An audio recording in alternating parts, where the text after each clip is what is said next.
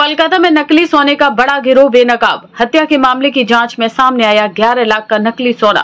कोलकाता में नकली सोने के कारोबार का एक बड़ा मामला सामने आया है। 22 तारीख को इसी नकली सोने के लेन देन को लेकर महेंद्र सिंह की हत्या और दीपक सिंह के घायल होने की घटना हुई थी।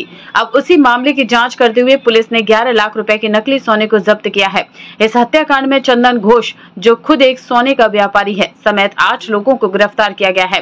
चंदन घोष की पत्नी ने पुलिस को बताया कि साल 2022 में दीपक और महेंद्र ने उन्हें 11 लाख रुपए लेकर नकली सोना बेचा था। इसी धोखाधड़ी को लेकर विवाद बढ़ा और अंततः हत्या तक मामला पहुंच गया। इस बीच पणजी थाने की पुलिस ने नकली सोना बरामद कर लिया है और पूरे मामले की गहराई से जांच कर रही है। पुलिस यह पता लगाने की कोशिश कर रही है कि यह गिरोह कहां-कहां तक फैला है और इसमें और कौन-कौन लोग शामिल हैं। আমার অভিযোগ বলতে যে আমার দোকানে প্রথমে আমার সঙ্গে সম্পর্ক করেছিল যে আমি এই টাকা লাগবে, আমার ব্যবসা লাগবে, আমার সঙ্গে দুবার তিনবার লেনদেন করেছে। করার পর বলেছে আমার এতটা টাকা লাগবে দাদা, তাড়াতাড়ি রেডি রাখবেন। প্রথমে তো আমরা সোনা চেকিং করে নিয়েছি, দিয়েছে। তারপরে ওরা হচ্ছে জিনিসটা রেখে টাকা নিয়ে চলে গেছে। তখন আমি আর চেকিং করিনি, ওই জিনিস তো আমার আর দেখার কোনো নেই, ওই জিনিস আমরা এক জায়গায় রেখে দিয়েছি। তারপরে মঙ্গলসূত্র রকেট গুলো ছিল, ওগুলো রেখে দিয়েছি। তখন যখন আমি দেখি চিকেন করে 1.5-2 বছর পর যখন আমি যে জিনিসটা দেখি, তখন দেখি আমি ডুপ্লিকেট মঙ্গলসূত্র দিয়ে গেছে। এরকম ওই যেটা লিখেছে কি 11, আমি অত বলতে পারছি না আমার। হ্যাঁ, তা 11 লাখ।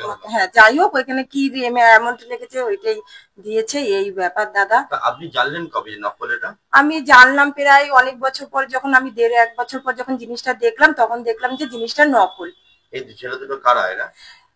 এরা হচ্ছে আমাদের কাছে পরিচয় দিয়েছিল যে এখানে ব্যবসা করে, এই করে। আমাদের এখানকার কোথাকার প্যান কার্ড দেখিয়েছিল, আমি বলতে পারছি না কোন রাজস্থানের নাকি এখানে দেখিয়েছে, আমি শিওর সেটা বলবো। প্যান কার্ড নাকি দেখি। সোনার গয়না কোথায় আপনার? সে সোনার সে দিয়েছে, পুলিশের কাছে সব রেখেছে। হ্যাঁ, এই গন্ডগোলের যে সূত্রপাত হলো কয়েকদিন আগে, আপনার স্বামী ইতিমধ্যে গ্রেফতার হয়েছে, সেটা কি থেকে হলো? এই সোনা থেকে? না, এই সোনার থেকে হয়নি। সেইখানে হচ্ছে ওই কি বলে দোকান আছে না, প্রথমে একটা দোকানে ধরতে গেছিল, সব সমিতির লোকরা মিলে, সব সোনার দোকানরা মিলে ধরতে গেছিল। তখন সেখানে সেই দোকানে ধরতে পারেনি সব দোকানদাররা মিলে। তখন কি করেছে, কি যেন বলে, ওই যে শিবরামপুরে ওই যে কি দোকানটা, কুন্ড জুয়েলার্স না কি আছে, ওইখানে যে ওটা হয়েছে, ওইখানে কুন্ড জুয়েলার্সের ওই দোকানে গিয়ে ধরা পড়েছে দুটো চোর। আপনার স্বামী তো সোনার ব্যবসায়ী? হ্যাঁ, ওই সবাই সোনার ব্যবসায়ী। আচ্ছা, পুলিশের গ্রেফতার হলো কিভাবে? হ্যাঁ, আপনি কথা বলছেন না, পেছন থেকে কি হয়েছে? আপনার সমস্যা কি হয়েছে? আপনার সমস্যা কি হয়েছে? ঠিক আছে, স্বামীকেও তো গ্রেফতার করলো, আপনার স্বামী সোনার ব্যবসায়ী, তাহলে কি হয়েছিল? কেন মারধর করতে গেছিল কেন? তারা হচ্ছে মানে ওরা হচ্ছে সোনা নিয়ে আসে, প্রথমে ভালো সোনা দেখায়, বন্দুকের ব্যবসার মতন যাদের দোকান আছে, বন্দুকের দোকান, মানে যারা কি বলবো, আমার ভাষায় আসছে না দাদা। তারা প্রথমে ভালো সোনা দিয়ে দোকান থেকে টাকা নিয়ে যায়, সেই বিশ্বাস থেকে তোমার সঙ্গে আমার সঙ্গে অর্জন করে, এসে গল্প করবে, টাকা নেবে, বলবে আমি এখানে থাকি, ব্যবসা করি, এই করি।